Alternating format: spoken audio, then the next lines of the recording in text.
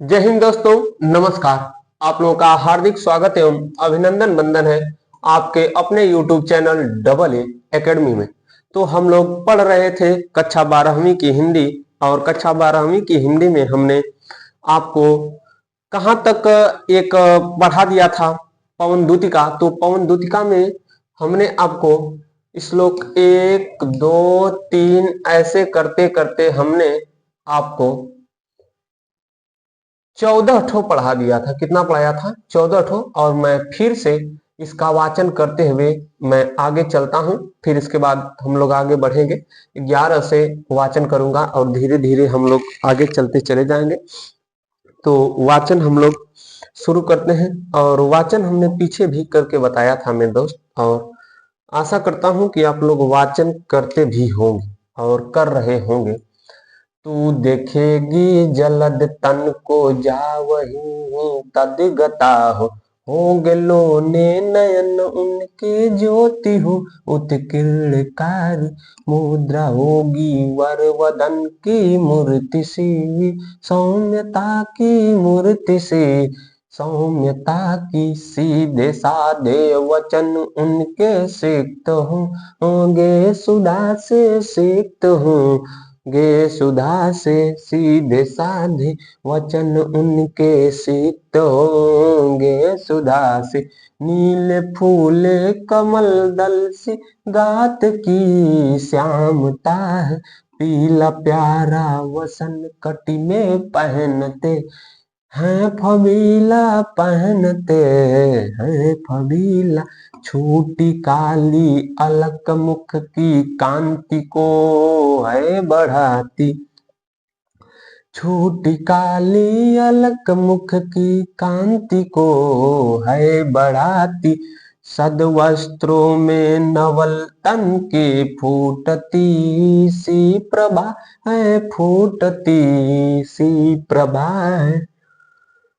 यह हमने आपको बताया था दोस्त। आगे फिर चलते हैं हम लोग। सदवस्त्रों में नवल तन की फूटती सी प्रभा है फूटती सी प्रभा है सांच डाला सकल वपु है दिव्य सौंदर्यशाली दिव्य हो सौंदर्यशाली दिव्य हो सौंदर्यशाली सत पुष्पों सी सुरभि उसकी प्राण संपोषिका है दोनों कंधे वृषभवर से हैं बड़े ही सजीले हैं बड़े ही सजीले लंबी बाहें कलभ करसी शक्ति की पेटिका है लंबी बाहें कलभ करसी शक्ति की पेटिका है राजाओं सा सिर पर लसा दिव्य हो आपीड़ होगा शोभा होगी उभय श्रुति में स्वर्ण के कुंडलों की नाना रत्ना कलित भुज में मंजू के यूर होंगे मोती माला लसित उनका कंबुसा कंठ होगा कंबुसा कंठ होगा। यहाँ तक हमने आपको पिछली कक्षा में पढ़ा दिया था, तो जल्दी से इसका हम लोग रिवीजन कर लेते हैं, फिर आगे चलते हैं। यहाँ से मैं बताता हूँ 13 और 14 की सांचे ढाला सकल वपु है दिव्य सौंदर्यशाली। उनका जो शरीर है ऐसा प्रतीत होगा कि सांचे में ढाला गया है और उनकी शरीर पर सुंदरता दिखाई दे रही होगी। सतपुष्पों से सुरभि उनकी प्राण संपोषिका है। सुरभि माने होता है आपका गंध, ठीक है। सुरभि मतलब क्या होता है? गंध। गंध मतलब अच्छी गंध, बुरी वाली नहीं। शत पुष्पों 100 पुष्पों से जो गंध निकलती है उनके प्राण की संपोषिका है, उनके प्राण को पोषण देने वाली है। दोनों कंधे वृषभ वर से बड़े ही सजीले। उनके जो दोनों जो कंधे हैं वह वृषभ वर, वर माने श्रेष्ठ, वृषभ माने बैल, श्रेष्ठ बैल के समान उनके दोनों कंधे और बहुत ही सजीले दिखाई देते हैं। लंबी बाहें कलभ करसी शक्ति की पेटिका है, और जो उनकी दोनों बाहें हैं वह बहुत लंबी है। किस प्रकार से? तो कलब माने हाथी के बच्चे, कर माने सूंड होता है। हाथी के बच्चे के सूंड के समान उनकी दोनों बाहें क्या है? लंबी है। राजाओं सा सिर पर लसा दिव्य आपीड़ होगा। सा सिर पर लसा दिव्य आपीड़ होगा। तो राजाओं के समान उनके शरीर पर, और शरीर पर नहीं उनके सिर पर, जो सिर है उस पर क्या होगा? मुकुट धारण किए होंगे। शोभा होगी उभय श्रुति में स्वर्ण के कुंडलों की, शोभा होगी। और दो, उभय माने दोनों, श्रुति माने सुनने वाला अंग, तो दोनों कानों में सोने के कुंडल शोभा बढ़ा रहे होंगे। नाना रत्ना कलित भुज में मंजू केयूर होंगे। नाना माने अनेक प्रकार के, रत्न कलित माने रत्न से जड़े हुए, देखिए मंजू माने सुंदर, केयूर माने बाजूबंद। उनकी दोनों बाहों में अनेक प्रकार के हीरे मोती से जड़े हुए, रत्नों से जड़े हुए उनके दोनों बाहों में क्या होंगे? तो उनके दोनों बाहों में केयूर मतलब बाजू बंद होंगे। मोती माला लसित उनका कम्बुसा कंठ होगा। मोती की मालाओं से लगा हुआ या मोती की मालाओं से लसा हुआ, या जिसमें मोती की माला पहनी जाती है, उनकी जो कंठ होगा, उनका गर्दन, वह कंठ कैसा होगा? तो कम्बू के समान। कम्बू माने शंख। यहां तक हमने बता दिया था, आगे चलिए देखते हैं। ठीक है। तेरे में है न यह गुण जो तू व्यथाए सुनाए। देखिए अब हवा से इन पंक्ति में बता रही है राधिका जी कि हे पवन दूतिका, तुम तो हवा हो, तुम्हारे पास मुख नहीं है। अब मुख नहीं है तो तुम कैसे कह पाओगी मेरी दुख को? मेरे दुख को कैसे कह पाओगी? तो इसके लिए राधिका जी हवा से कहती हैं, क्या कहती हैं? देखिए इसमें है कि तेरे में है न यह गुण जो तू व्यथाए सुनाए। तेरे में यह गुण नहीं है कि तुम अपनी व्यथा को अपने मुख से मेरी व्यथा को सुना सको, क्योंकि तुम्हारे पास मुख ही नहीं है। तब कह रही है कि कैसे तुम्हें उस दशा को सुनाना है। तो व्यापारों को प्रखर मत या युक्तियों से चलाना। व्यापार माने जिसके लिए तुम गई हो, बताने के कार्य को जो बताने के लिए गई हो, उसे प्रखर माने तीव्र, मति माने बुद्धि, और युक्ति माने जुगाड़। अनेक प्रकार के जो कार्य को हमने दिया है तुम्हें बताने के लिए श्री कृष्ण को, उसे तुम अनेक प्रकार से युक्ति लगाना और प्रखर बुद्धि से तुम श्री कृष्ण को बताना। कैसे? अब बता रही हैं कि तुम्हें करना क्या है। बैठे जो हो निज सदन में मेघ सी कांति वाले। अपने सदन में या अपने घर में मेघ के समान चमकीले, जो मेघ के समान, कांति माने चमक, मेघ माने बादल, बादल के समान काले कांति वाले या चमक वाले अपने सदन में बैठे होवे। तो चित्रों को इस भवन के ध्यान से देख जाना।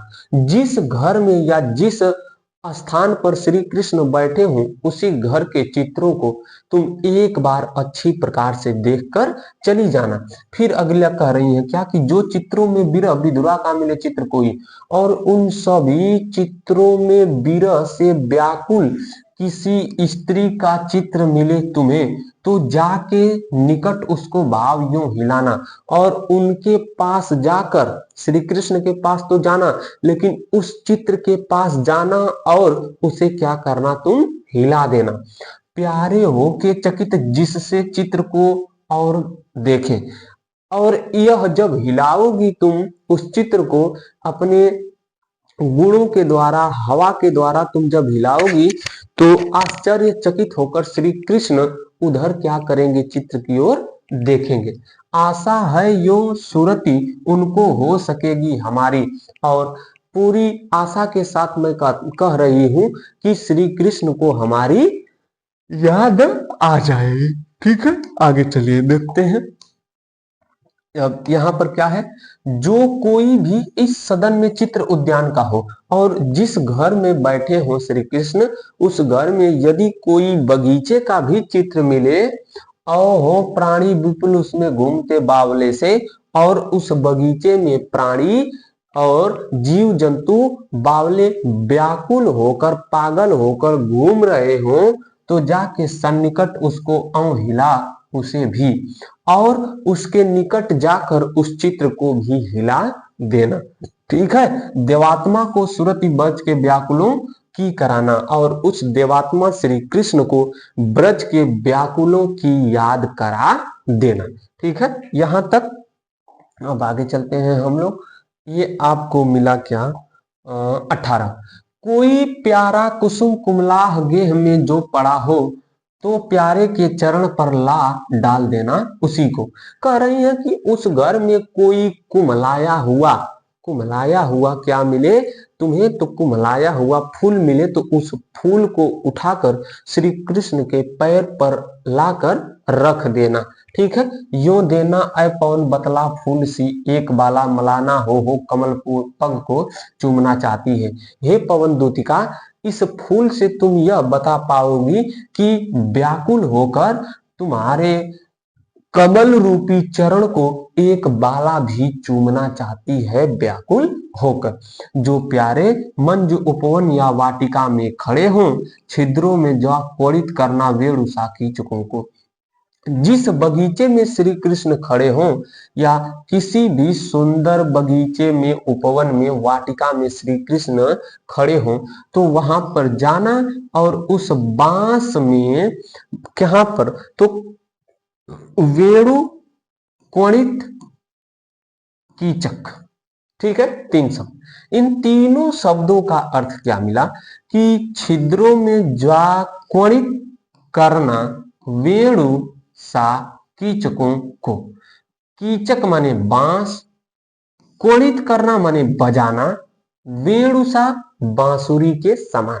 ठीक है, जिस सुंदर बगीचे में श्री कृष्ण खड़े हो वहां पर जाना और वहां के बांस के बगीचों में जाना और उस बांस के छिद्रों में तुम प्रवेश करना और प्रवेश करने के बाद तुम क्या करना, तो उसे बांसुरी के समान बजाना।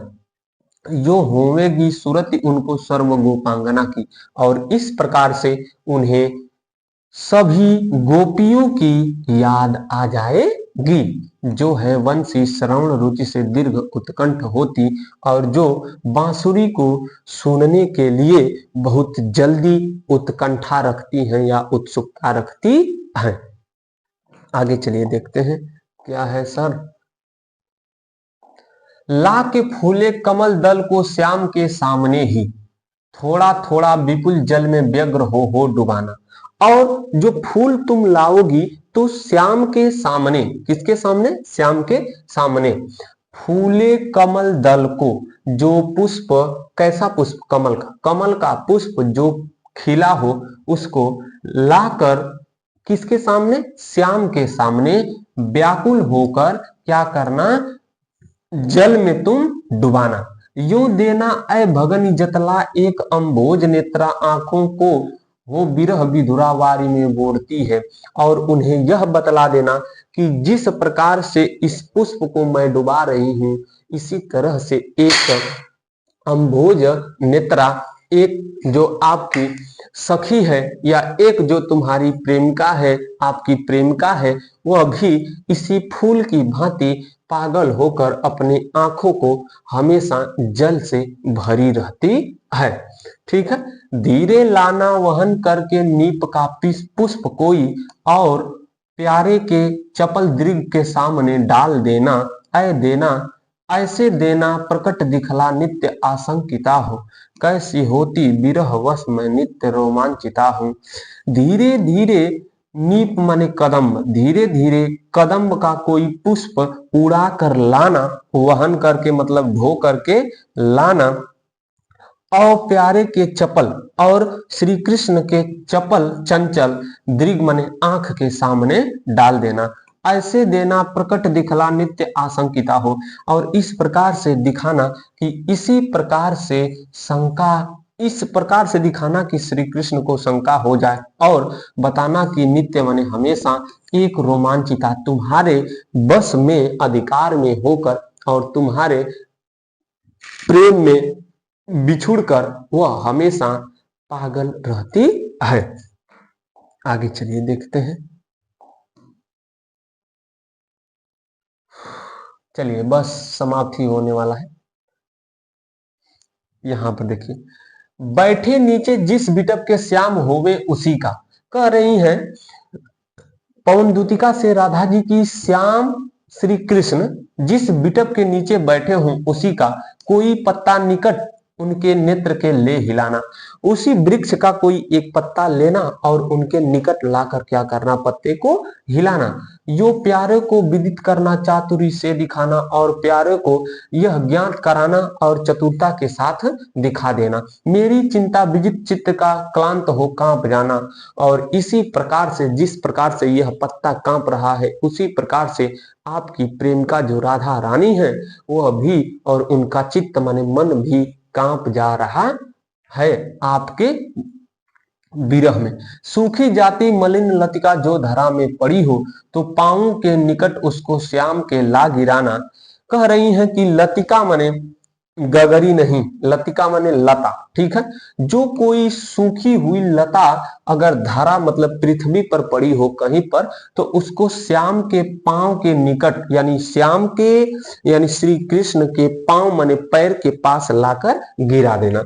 यो सीधे से प्रकट करना प्रीति से वंचिता हो, और ऐसे बताना कि तुम्हारे प्रीति माने स्नेह से, प्रीति माने स्नेह से वंचित होकर, श्री कृष्ण को बताना कि तुम्हारे प्रेम से वंचित होकर मेरा होना अति मलिन और सुख से नित्य जाना। कि आपकी जो राधा है, प्रेमिका श्री राधा रानी है, वह भी इसी लतिका की भांति या इसी लता की भांति सूखती जा रही है। आगे चलिए देखिए दोस्त। हाँ, कोई पत्ता नवल तरु का पीतो जो हो रहा हो, तो प्यारे के दृग युगल के सामने ला उसे ही। धीरे धीरे संभल रखना और उन्हें यूं बताना, पीला होना प्रबल दुख से प्रेरित सा हमारा। कह रही हैं इसमें कि कोई पत्ता नवल तरु का, किसी नए तरु का वृक्ष का कोई पत्ता हो, तो उसे भी प्यारे श्री कृष्ण के जोड़े नेत्रों के सामने लाना और उसे संभाल कर इस प्रकार से रखना और उन्हें बताना कि इसी पत्ते की भांति तुम्हारी प्रेमिका तुम्हारे दुख से पोषित होकर प्रबल क्या होती जा रही है, पीली होती जा रही है। यूं प्यारे को विदित करके सर्व मेरी व्यथाएं धीरे धीरे वहन करके पांव की धूली लाना। अब कह रही हैं कि जब तुम मेरी सारी बातों को बता लोगी तो क्या करना है, तो जब तुम मेरी सारी बातों को बता लेना, तब उनको बताकर धीरे धीरे पांव की धूली को वहन मतलब धो करके मेरे पास लाना। थोड़ी सी भी चरण रज जो ला न देगी हमें तुम, हाँ कैसे तो व्यथित चित्त को बोध मैं दे सकूंगी। अगर थोड़ी सी भी मेरे प्यारे श्री कृष्ण के चरण की धूली नहीं ला पाऊंगी तो मैं कुछ नहीं कर पाऊंगी, या अपने चित्त को मैं कैसे बता पाऊंगी, मन को कैसे समझा पाऊंगी। पूरी होवे न यदि तुझसे अन्य बातें हमारी। अंतिम में कह रही है कि जब तुम कुछ नहीं कर पाना तो तू मेरी विनय इतनी मान ले और चली जा, और तुम मेरी इतनी सी विनती मान ले और श्री कृष्ण के पास जा, छू के प्यारे कमल पग को प्यार के साथ आ जा, और मेरे प्रियतम श्री कृष्ण के पैर को या पग को छू कर बस तुम चली आना। जी जाऊंगी हृदय तल में मैं तुझी को लगा के। हे पवन दूतिका, तुमसे यदि कुछ नहीं हो पाएगा तो जाओ श्री कृष्ण के कमल के समान पैर को, चरण कमल को छू कर आओ, मैं तुम्ही को अपने हृदय से लगाकर जीती रहूंगी। तो आज के लिए बस इतना ही। ये पवन दूतिका आपका समाप्त हुआ। तो मिलते हैं अगले दिन अगली कक्षा में, और अगली कक्षा में जब मैं आऊंगा तो अगला पाठ लेकर आऊंगा। तो हमको जाने की आज्ञा दीजिए मेरे दोस्त। आज के लिए बस इतना ही। जय हिंद, नमस्कार।